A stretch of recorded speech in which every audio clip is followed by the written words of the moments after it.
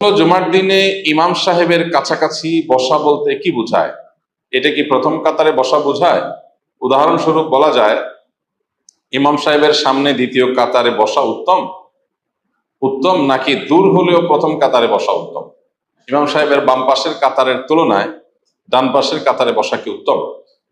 আহ এমনিতে সামনের কাতারে বসার ফজিলত পরিষ্কার, বিভিন্ন হাদিসে বিশুদ্ধভাবে বর্ণিত হয়েছে যে নবী করিম সাল্লাল্লাহু আলাইহি ওয়াসাল্লাম ইরশাদ করেছেন, যদি কেউ সামনের কাতারে দাঁড়ানোর ফজিলত জানতো, মানে সত্যিকারের ফজিলত জানতো, আল্লাহর কাছে যে কি মর্যাদা সে বাস্তব রূপটা যদি কেউ উপলব্ধি করতে পারতো, তাহলে তোমাদের সমাজে নামাজের সামনের কাতারে বসার জন্য লটারি করা লাগতো।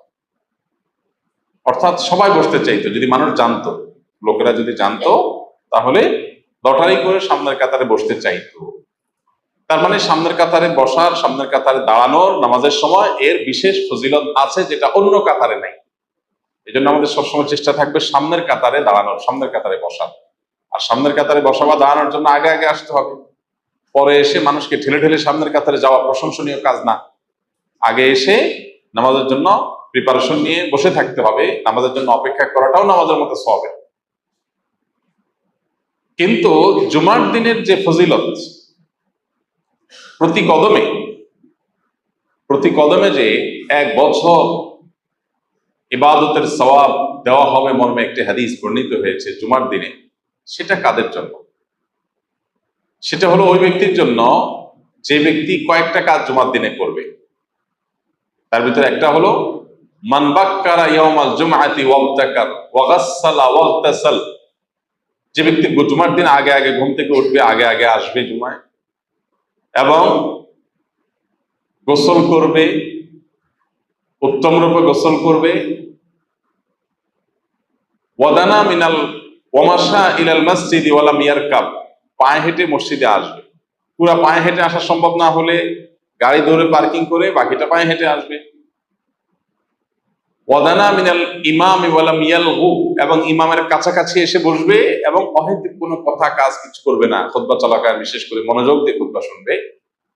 তাহলে সে ব্যক্তির প্রতি কদমে 1 বছর ইবাদতের সওয়াব দেওয়া হবে। রাত জেগে ইবাদত, দিনে রোজা রাখার সওয়াব দেওয়া হবে।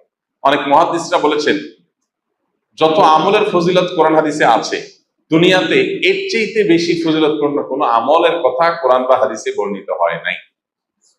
এই জন্য জুমার দিন সবার আগে 1 নম্বরে যে ঢুকে তার যে মর্যাদা, সেটার কারণ নাই।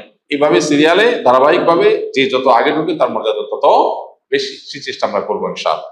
এই হাদিসে বোঝা যায় ওয়াদানা মিনাল ইমামি ওয়ালাম ইয়ালগু, এখান থেকে বোঝা যায় ইমামের কাছাকাছি বসবে। এখানে কাছাকাছি বসাটা মাকসাদ।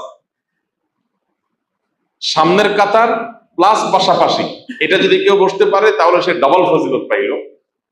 আর যদি সামনের কাতার না হয় কিন্তু কাছাকাছি হয়, তাহলে জুমার দিনের মধ্যে এই ফজিলতটা সে পাবে, ইমামের কাছাকাছি থাকা। আর সাধারণ অবস্থায় অন্য যে কোনো নামাজে, যে কোনো ওয়াক্তের জন্য মূলত প্রথম কাতারে ফজিলতটাই হলো মেইন, কাছাকাছি হওয়ার চাইতে।